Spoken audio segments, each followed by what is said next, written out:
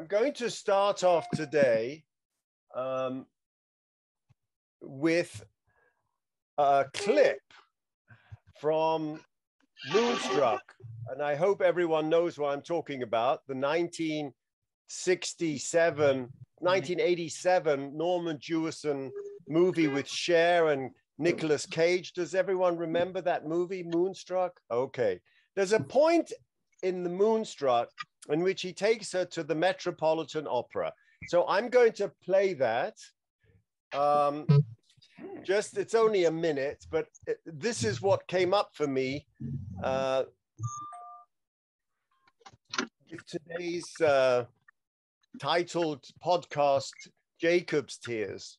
Last week we discussed Aesop's tears. Today we're going to discuss Jacob's tears because everyone thinks they're very different, but I hope to show you at the end of the day, they both had the same effect on Am Yisrael. So I'm going to share with you my screen. Please forgive me if you're offended by this. Can you see the screen? Yes.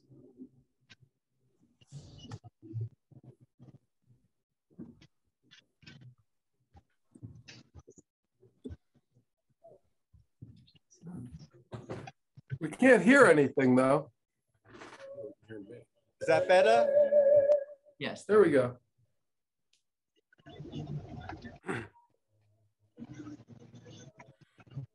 Now, she's never been to the opera before.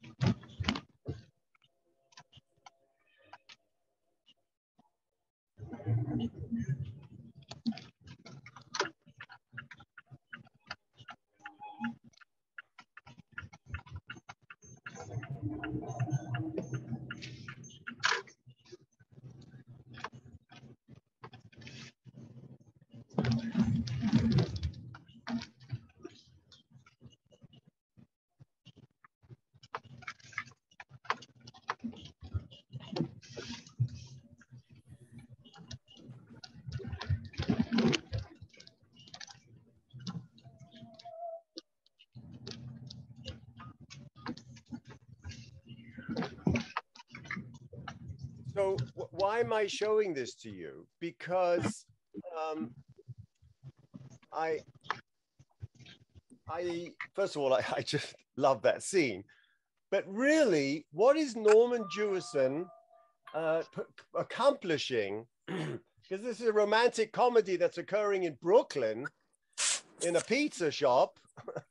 And he finally, you know, she's not meant for him. She's betrothed to his brother. And one of the most iconic moments of the film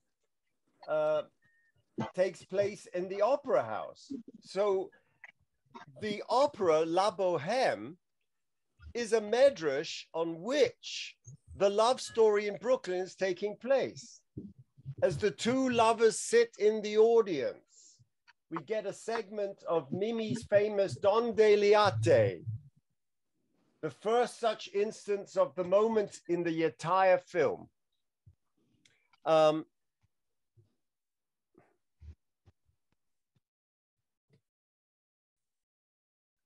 Loretta cries. Remember Johnny and Loretta? Mimi's resignation of her love for Rodolfo echoing the way she feels regarding her pending marriage to his brother, Ronnie. And in this moment, the opera itself reflects the inner turmoil of the film's characters. It's also the very moment where we, the audience, have no doubt as to where Loretta's true feelings lie. Jewison removes all doubts about which man she really wants to be with, and the audience is now fully behind this potential pairing.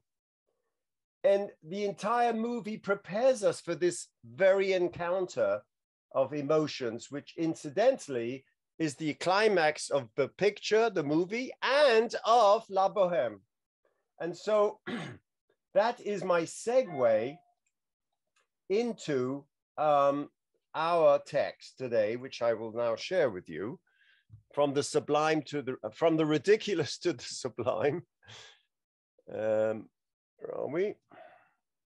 And our pericope comes in Parshas Vayetze, chapter 29 of Genesis, when Jacob, Yaakov Avinu, finally meets up with Rachel. Very different to Isaac, as we talked about. Vatipol, she fell off the camel. Here, Vayehi kasher ra Yaakov et Rachel bat Lavan achi imo ve'et son Lavan achi imo vayigash Yaakov. Now look at the verbs, okay? Vayigash, he drew near. Vayogel es ha'even, he rolled the stone over the well. Vayashk, and he watered the tzon of his father. Vayishak, and he kissed Rachel. Vayiso es kolo vayef. Do you see there's the movement of the verbs, the quantity of verbs in these two verses? The result of his gaze, Ra'a Yaakov et Rachel, the result of this gaze is Vayigash, Vayigel, Vayashk, Vayishak, Vayef. And the nadir of the total is Vayef, and he cried. And this crying, these tears that he shed, will be the subject of our meditation today. Now,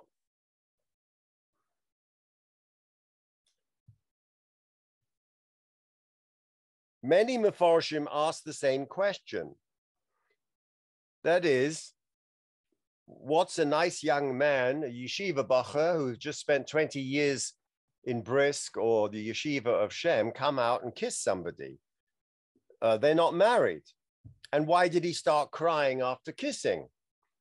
The Ibn Ezra offers the same answer. He says that Rachel was a ketana, a minor, and Yaakov could not consummate the marriage vows with her. That explains how he's allowed to kiss her, because she's a minor, and why he cried. Rabbeinu Bachya says the same thing. Ibn Ezra says he didn't kiss her on the lips, but on the head or the shoulder, suggesting that there was no romantic element to the kiss. Aha! And as to the second question, as to why Yaakov started to cry, we have to come to Rashi. Radak says he started crying because he wept for joy. When close relatives meet, not having seen each other, their emotions are hard to control, and they are overpowered by the cries of joy. Remember that when we look at Rashi. And the Sforno says that Yaakov wept because he wished he could have met her when he was younger. Had they met when he was young, they would have already been married and having children. So these are very upbeat responses, but then comes Rashi, the great Rashi. And let me share you his screen. What does Rashi say? Vayef. Rashi says, he gives us two reasons.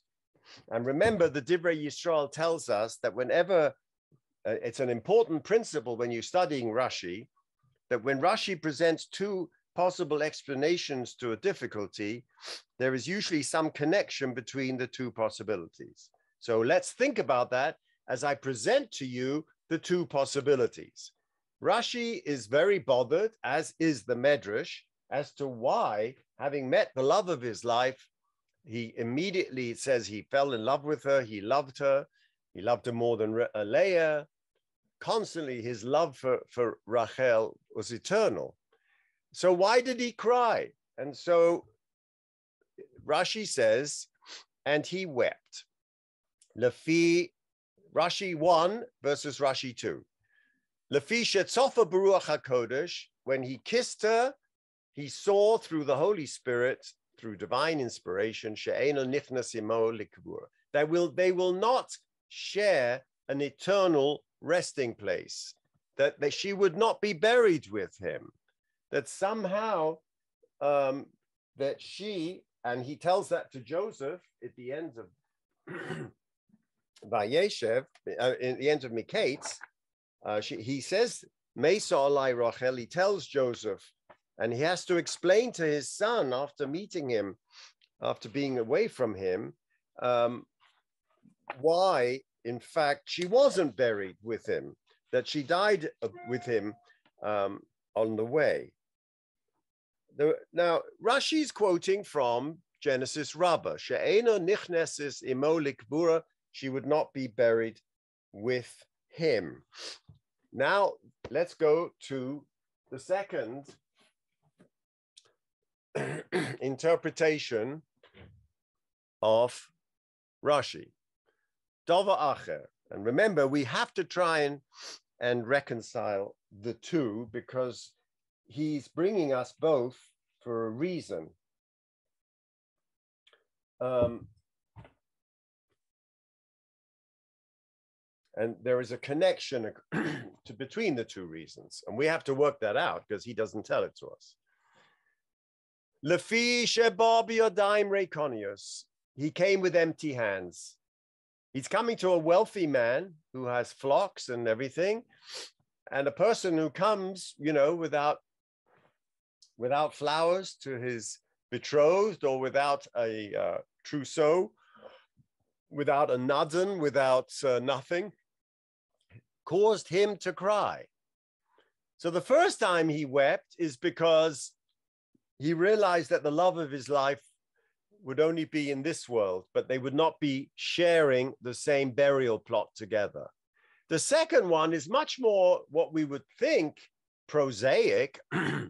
He came empty-handed. Who comes empty-handed to get betrothed to somebody? And he said, now he tells us this story. Eliezer, Eved Avi Abba. Eliezer, my paternal grandfather's slave, he came to Lavan with nose rings, utzmidim, or migdonos, and delicacies, and smidim for bracelets when Abraham was sending him to find a wife for Isaac. Va'ani, but look at me. Ein biyadi klum, I've got nothing in my hand. Lefisha rodaf Eliphaz ben Esav b'mitzvah sav b'vacharov, because Eliphaz, the son of Esav, pursued him at the command of his father, lahorgo, to kill him. So after Jacob had stolen the birthright and then stolen the bracha from Yitzchak, vayecharat charoda gedola ad ma'od, we learned last week that Esav shed 3 tears and he screamed. Then he did something. He's a hunter. So he sent Eliphaz to kill Yaakov, v'hisigo, and Eliphaz overtook him. Ulufisha gadol Eliphaz b'cheiko shel Yitzchak, and since Eliphaz grew up in the bosom of Isaac under his influence, Moshach Yodo, the way Abraham withdrew his knife from killing Isaac, so too at the last moment, Eliphaz couldn't bring himself to slaughter Jacob. Irony. Moshach Yodo, Omalo. So Omalo. Eliphaz is now confiding to Jacob in this scene. What shall I do by my father's command? I can't kill you, but at the same time, I have to do what my father tells me to do. So Jacob says to him, Tol Masha Biyodi, I have a bunch of wealth. I'm coming to marry my Beshert. I'm coming to Rachel. I am coming to give her a huge dowry. Okay, here, Tol Biyodi, take it from me. Take it from me. Ve'oni choshev kames, as we're told in the Gemara that an oni, a poor person, is considered like a dead person. Right? The Gemara in Nedorim. There are 4 people who are like dead people. Okay. One of them is an oni. Tol Masha Biyodi. Ve'oni choshev kames. Now Rashi brings that as to the reason number 2 for his crying. Reason number 1, I won't be buried with you. Reason number 2, is I've had to give away my wealth to save my life. So Rashi gives these 2 reasons.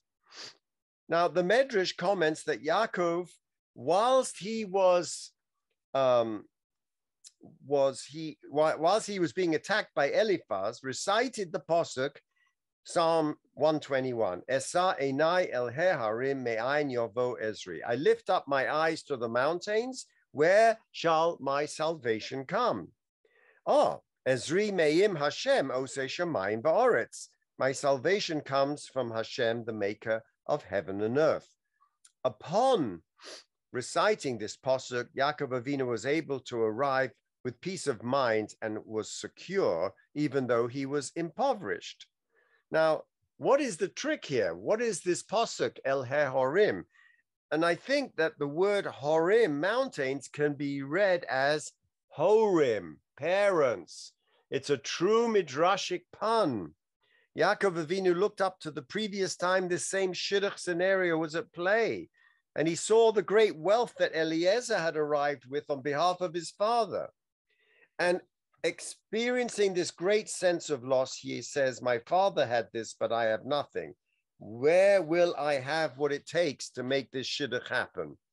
And that's why he relied, Ezri me'im Hashem oseh shamayim v'aretz. Very nice. Now, I want to share with you some insights from Rabbi Foreman, who just came out with the Sefer Genesis, a Parsha companion. And I find it, his clarity, very inspiring. So he too is bothered by the 2 explanations of Rashi. The first being Vayiso es kolech vayef, because he would not go into her Chabura with her. And the second one is because he came empty-handed. Now,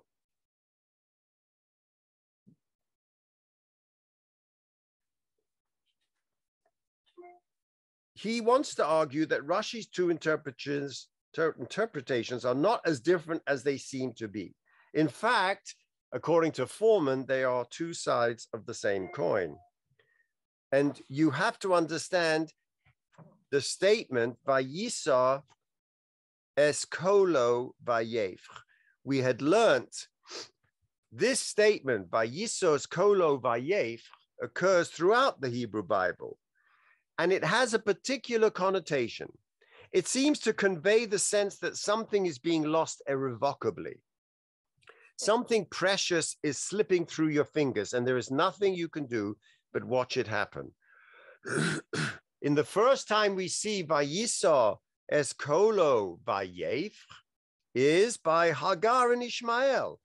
She goes off into the desert with her young child Ishmael, and when the water in the canteen is used up, he appears to be dying of thirst, and it is then Vatisa es kolo vatef.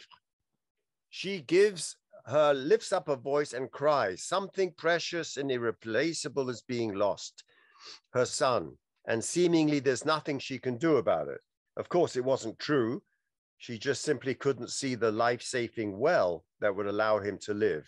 Maybe because she was overcome with emotion, or she hid some distance from him. Talmidei Chachomim seem to be ascribing a similar kind of mindset to Jacob when he first meets Rachel. In this case, Vatiso es kolo vatef, the precious one being lost is none other than his beloved Rachel, the woman of his dreams. When Jacob first meets her, the Chachomim are saying he has a premonition that no matter how hard he tries, she will slip away from him. And how will she slip away? Well, the Chachomim give us the 2 explanations. They are really just allusions to the 2 ways in which Rachel will evade his grasp. One way Jacob loses her is in her death. She dies young, before him. Years after he first meets Rachel, when Yaakov is finally en route back home to Haran, she dies giving birth to her second child, Benjamin, forcing Jacob to bury her by the roadside. When Jacob first met her, according to this midrash, and Rashi quotes it, he had a prophetic vision of that moment when she dies, and it caused him to cry. Knowing you'll be buried with your soulmate can bring a measure of peace, that kind of peace, that connection to Rachel in death would elude Yaakov Avinu. But then, in a very, very brilliant way, Foreman says that Rachel would elude Jacob in life too, because of the second explanation of Eliphaz. What in Jacob's life becomes the greatest obstacle he faces in achieving union with Rachel? It's the switcheroo of the sisters that we spoke about yesterday, under the chuppah, in the wedding tent, the wedding night. After Jacob worked 7 years to earn Rachel, his father-in-law substitutes a veiled Leah for Rachel on their wedding night. Again, Rachel eludes his grasp. Why did that happen? Why was Lavan able to take advantage of Jacob so thoroughly? That's what Rashi is getting at in the second explanation. Lavan was able to take advantage of Jacob because when Jacob raped Rachel, he had come yadayim rekonios, with empty hands. And why did he come with empty hands? Because if you take this back, the trickery that he had employed in stealing the blessing from Isaac. What if Jacob had not come to meet Rachel with empty hands? What if, like Eliezer, he had shown up in Haran with massive wealth that he had given away to Eliphaz, with sacks of golds and jewels? Then he would have been able to dazzle the damsel's family just as Eliezer had done. But Lavan made no attempt to beguile Eliezer or play games with him.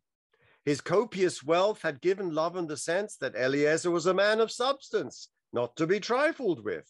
And the same could have been true, Chachamim are telling us, should have been true for Yaakov. But something went wrong. He lost his money on the way, and when he did meet Lavan, the penniless Jacob had to give for Rachel the only thing he could give, hard labor. He regarded him as a pauper and took advantage of him.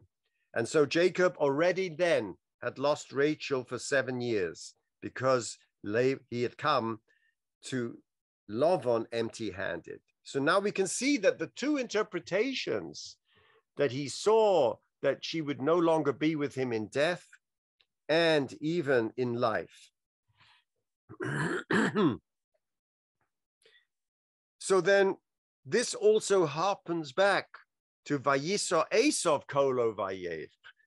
The rabbis are reading the biblical text very closely. They're picking up that language that propels them in the midrashic direction. What did they notice? Vayisa es Kolo Vayev.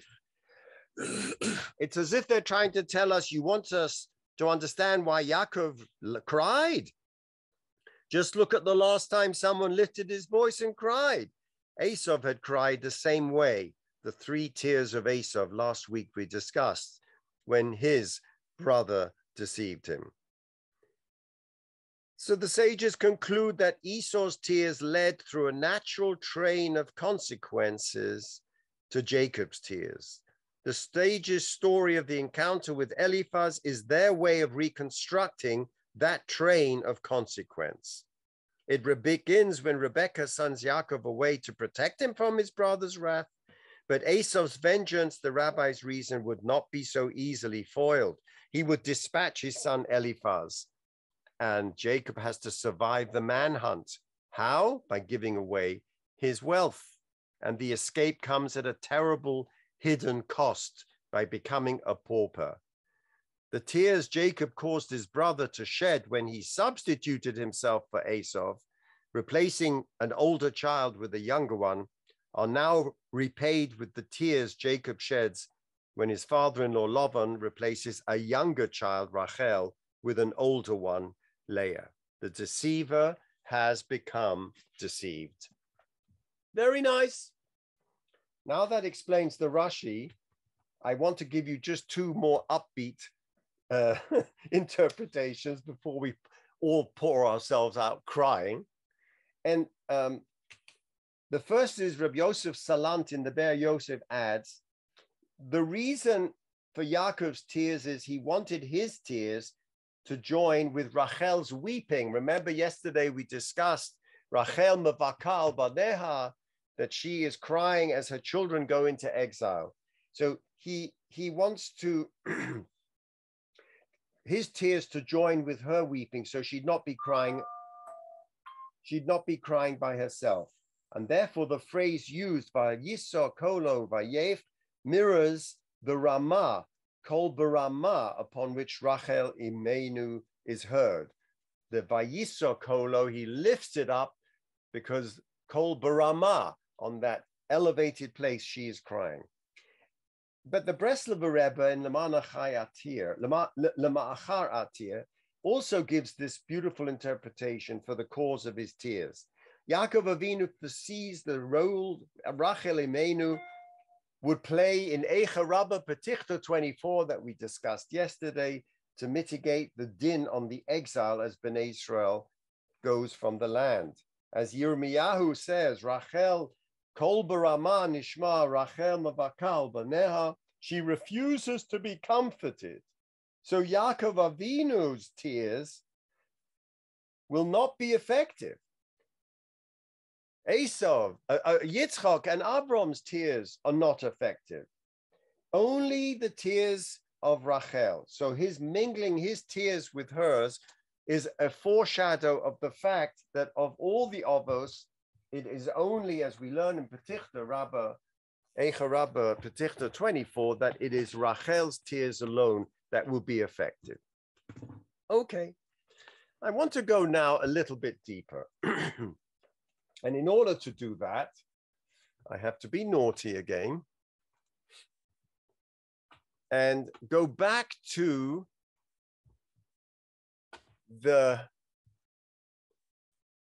I'm going to go back to the most amazing line in Moonstruck. Now, you remember she has a conscience because she's betrothed to Ronnie's brother. And so he takes her after this La Boheme scene, and he takes her and she goes, "Where are you taking me?" And it's outside his apartment. And she says, no, we made a deal that it was just be one night, you take me to the opera and you'd forget about me. And then he says the following, "Loretta, I love you. I can't put on Nicolas Cage's accent or his raspy voice. So you'll have to imagine, okay? Loretta, I love you. Not like they told you love is. And I didn't know this either, but love doesn't make things nice. It ruins everything. It breaks your heart. It makes things a mess. We aren't here to make things perfect. The snowflakes are perfect. The stars are perfect, not us, not us. We are here to ruin ourselves and to break our hearts and love the wrong people and die." Now, I want you to come upstairs. I thought that this was just absolutely what comes to my mind when I'm reading this tragic story, this kissing and then crying. What is it about the kiss and the cry? And reminding me of William Blake, The Sick Rose. "O rose, thou art sick, the invisible worm that flies in the night, in the howling storm. What made it sick? Has found thou thy bed of crimson joy, and his dark secret love does thy life destroy." Love destroys. That's what it does. It's crazy, it's mad.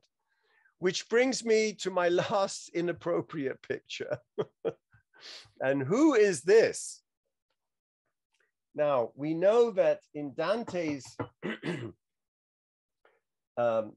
Vita Nuova, commonly this is identified with Beatrice, who appears as one of his guides in the last book of the Divine Comedy, Paradiso.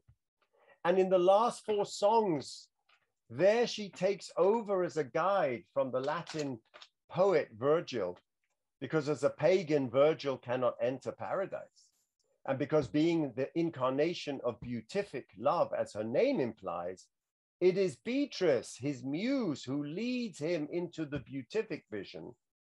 And Beatrice represents this divine revelation, theology. And therefore, he leaves her for the love of the divine. At age of 9, Dante fell in love with this Beatrice di Folco Portinari. This is a picture of her. And from that moment on and through the writing of his Divine Comedy, when he was around 42, he strove to write a love poem that adequately captured the fulfillment that came from his relationship with Beatrice.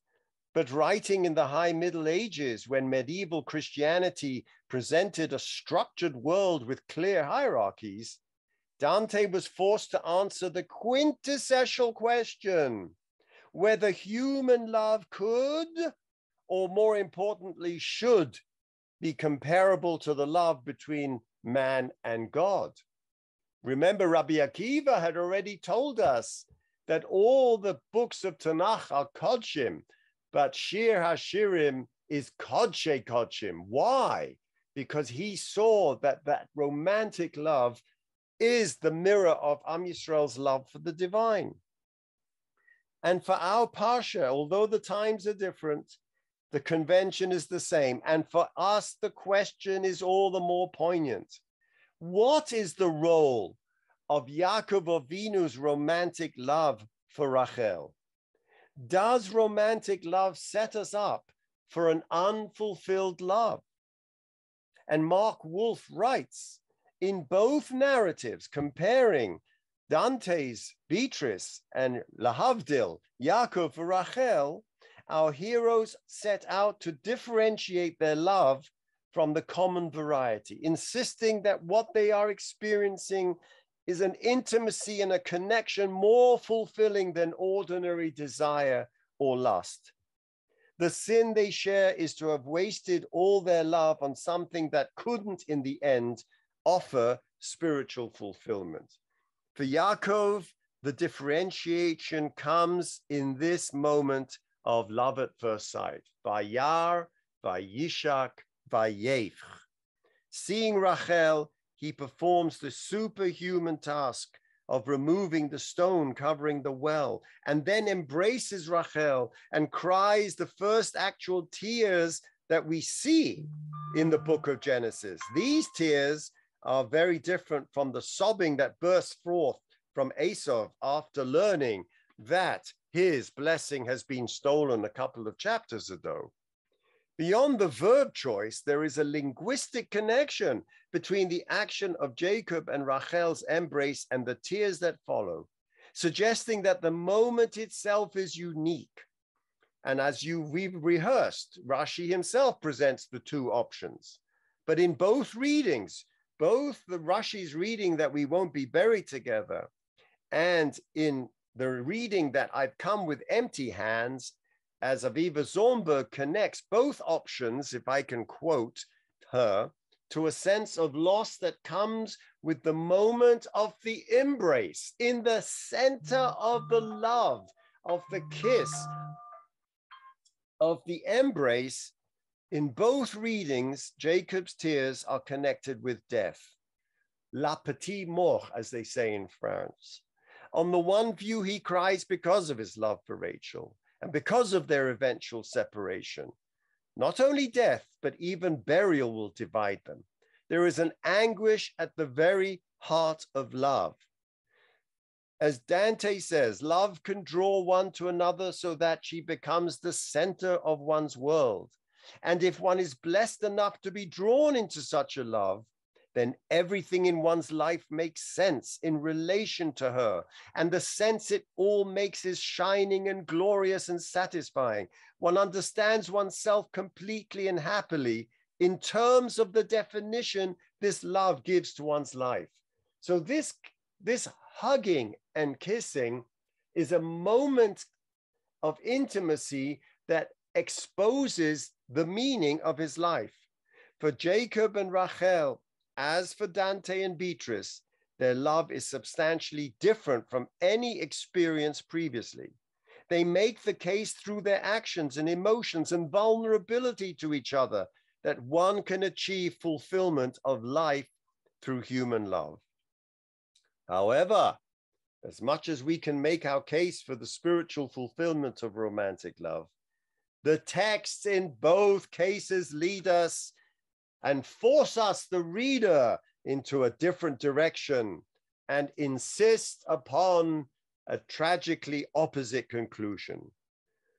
Dante's journey through the Divine Comedy ultimately concludes with, we are free to retrain our desires so that they are directed towards what ultimately sustains and fulfills them, that is, God.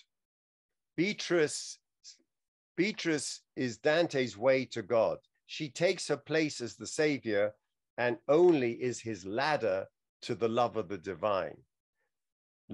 And he adds at the end of Paradiso, but now my will and my desire, like wheels revolving with an even motion, were turning with the love that moves the sun and all the stars.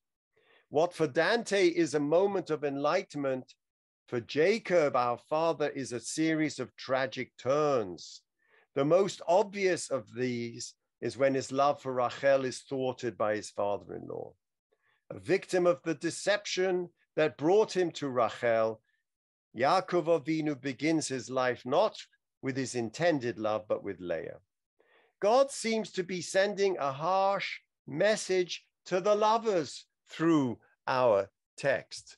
It is a tragedy at the end of the day. Why? As Zornberg says, the struggling, complex couple with their many children remain forever together in the cave of Machpelah, the cave that is called double cave, the cave of doubles, the cave of couples, whilst Rachel, the only true wife of intention and desire, is buried separately on the road to Bethlehem. Rachel's loss is devastating for Jacob and for God. Although his line is secure and we are all named from him, he is broken with Rachel's loss and mourns their love through his dying breath. After her death, he's unable to imagine fathering another child, and we cannot help but share in his tears for Jacob and Rachel. And what we learn from the above and this whole meditation today, because of our own experiences of love, and that in the center core of our love is this craziness, this brokenness, is not the value of romantic love, according to our texts. God's love, his chesed, is one that is blind. God would like nothing more than for us to love all, serve all. But when it comes down to it, we remain human. Our flaws include gradations of emotion, and we cannot turn a blind eye to our experience of romantic love. And this, according to Mark Wolf, is the lesson of both Dante and Jacob. There is an essential role that romantic love plays, and one that even God cannot comprehend. It is Dante's relationship with Beatrice that serves as the catalyst for Dante's realization of divine love. And I would add, it is the catalyst for Rabbi Akiva, who reads Shir HaShirim as the trigger for the divine love that we have as Am Yisrael. It leads Dante to the direct experience of God that is the moment of fulfillment. And similarly with Yaakov Avinu, it is only through his love for Rachel Imenu that he gains an understanding of what it means to love and serve unconditionally and fulfill his destiny in the bloodline. After all, that's what Bereshis is about. It's the bloodline. His experience with Rachel, as tragic and as heartbreaking as it is one where he truly learns what it means when God promises, Anochi imach, I am with you. And so we bring together the midrashic twists and turns of La Bohème and its midrashic interpretation in Moonstruck, and Dante's comedy, and Rabbi Akiva's reading of Shiurim as the Holy of Holies. But at all times, it is based on our own experience of love, of falling in love, of the madness of love, of the craziness of how it ruins us. I think that that's what is being demanded of us in our spiritual lives as well.